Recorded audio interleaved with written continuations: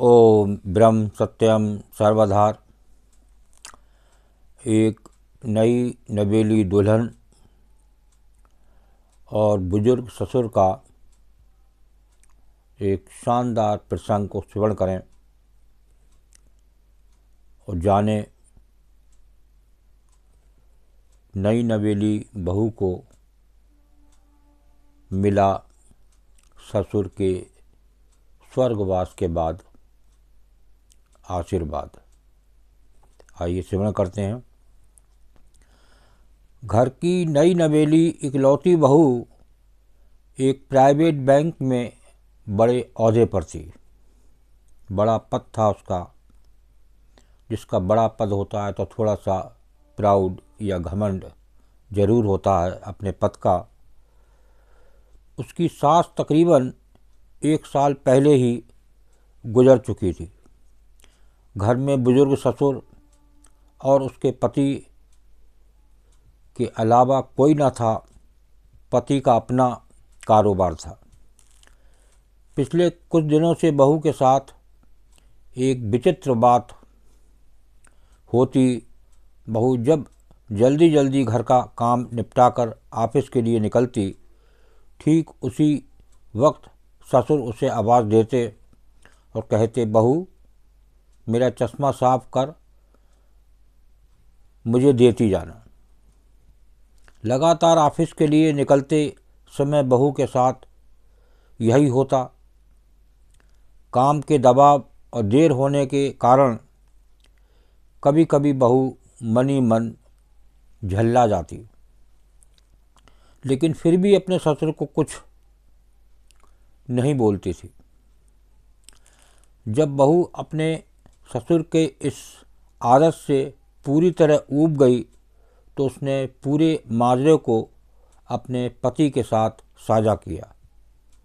पति को भी अपने पिता के इस व्यवहार पर बड़ा ताज्जुब हुआ, लेकिन उसने अपने पिता से कुछ नहीं कहा। पति ने अपनी पत्नी को सलाह दी कि तुम सुबह उठते के साथ ही पिताजी का चश्मा साफ करके उनके कमरे में रख दिया करो, फिर ये झमेला समाप्त हो जाएगा। अगले दिन बहू ने ऐसा ही किया और अपने ससुर के चश्मे को सुबह ही अच्छी तरह साफ करके उनके कमरे में रख आई। लेकिन फिर भी उस दिन वही घटना पुनः हुई और ऑफिस के लिए निकलने से ठीक पहले ससुर ने अपनी बहू को बुलाकर उसे चश्मा साफ करने के लिए कहा। बहू गुस्से में लाल हो गई, लेकिन उसके पास कोई चारा नहीं था। बहू के लाख उपायों के बावजूद ससुर ने उसे सुबह ऑफिस जाते समय आवाज़ देना नहीं छोड़ा। धीरे धीरे समय बीतता गया और ऐसे ही कुछ वर्ष निकल गए। अब बहू पहले से कुछ बदल चुकी थी। धीरे धीरे उसने अपने ससुर की बातों को नज़रअंदाज कर दिया और फिर ऐसी वक्त चला आया जब बहू अपने ससुर को बिल्कुल अनसुना करने लगी। ससुर के कुछ बोलने पर वो कोई प्रतिक्रिया नहीं करती और बिल्कुल खामोशी के अपना काम में मस्त रहती। गुजरते वक्त के साथ एक दिन बेचारे बुजुर्ग ससुर भी गुजर गए। समय का पहिया कहाँ रुकने वाला था, वो घूमता रहा। छुट्टी का एक दिन था। अचानक बहू के मन में घर की साफ सफाई का ख्याल आया। वो अपने घर की सफाई में जुट गई। तभी सफाई के दौरान मृत ससुर की डायरी उसके हाथ लग गई। बहू ने जब अपने ससुर की डायरी को पलटना शुरू किया तो उसके एक पन्ने पर लिखा था, दिनांक 26/10/2019। आज के इस भाग दौड़ और बेहद तनाव व संघर्ष भरी जिंदगी में घर से निकलते समय बच्चे अक्सर बड़ों का आशीर्वाद लेना भूल जाते हैं, जबकि बुजुर्गों का यही आशीर्वाद मुश्किल समय में उनके लिए ढाल का काम करता है। बस इसलिए जब तुम चश्मा साफ कर मुझे देने के लिए झुकती थीं तो मैं मन ही मन अपना हाथ तुम्हारे सिर पर रख देता, क्योंकि मरने से पहले तुम्हारी सास ने मुझे कहा था कि बहू को अपनी बेटी की तरह प्यार से रखना और उसे ये कभी भी महसूस मत होने देना कि वो अपने ससुराल में है और हम उसके माँ बाप नहीं हैं।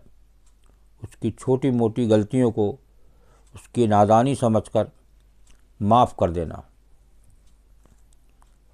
वैसे मेरा आशीष सदा तुम्हारे साथ है बेटा। डायरी पढ़कर बहू फूट फूट कर रोने लगी। आज उसके ससुर को गुजरे ठीक 2 साल से ज़्यादा समय बीत चुके हैं, लेकिन फिर भी वो रोज़ घर से बाहर निकलते समय अपने ससुर का चश्मा साफ कर उनके टेबल पर रख दिया करती है। उनके अनदेखे हाथ से मिले आशीष की लालसा में जीवन में हम रिश्तों का महत्व महसूस नहीं करते हैं, चाहे वो किसी भी से भी हों, कैसे भी हों, और जब तक महसूस करते हैं तब तक वो हमसे बहुत दूर जा चुके होते हैं। रिश्तों के महत्व को समझें और उनको सहज कर रखें। बुजुर्गों की हर बात में कुछ सीख होती है। देखिए, ये प्रसंग जो आपने श्रवण किया तो ये पहले से बुजुर्गों का आशीर्वाद चला आ रहा है, लेकिन आज समय बदलने के अनुसार ये आशीर्वाद तो रहता है, लेकिन नई जनरेशन इससे हल्के हल्के दूर होती जा रही है। जो पैर छूने की आदत थी उसमें कितना बड़ा बदलाव आता जा रहा है और हाथ घुटने तक भी चले जाएं तो बहुत है।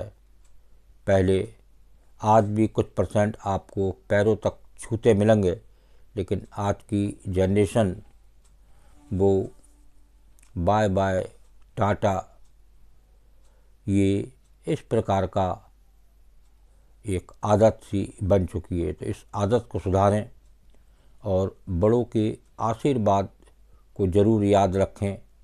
देखिए, ससुर के मरने के बाद जब डायरी मिली बहू को तो पता चला कि वो चश्मा साफ करने के लिए रोज़ क्यों बुलाते थे। ओम ब्रह्म सत्यम सर्वदा दास का प्रसंग अच्छा लगा हो तो ज़रूर शेयर करें, ताकि और भी लोग ऐसे आशीर्वाद को जरूर जानें। ओम ब्रह्म सत्यम सर्वदा।